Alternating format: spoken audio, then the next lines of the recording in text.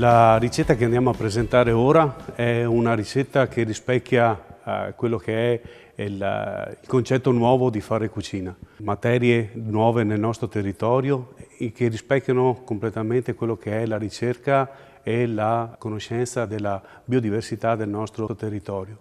Abbiamo l'ostrica rosa che fa da protagonista. È una ostrica da pochi anni che è introdotta nel nostro ambiente, ha la caratteristica di avere un guscio che ha dei riflessi rosati, per questo ne deriva il nome.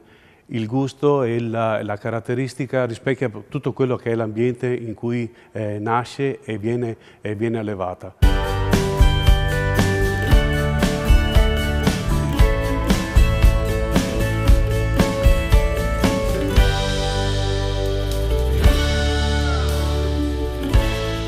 Apriamo le ostriche, teniamo l'acqua naturale che hanno. L'ostrica, una volta che viene aperta, rilascia per 7 volte l'acqua naturale, per cui quell'acqua servirà proprio come condimento. Le tagliamo grossolanamente, lasciando proprio i pezzettoni che si vedono perché è bellissimo da vedere, e viene condita con un poco di prezzemolo.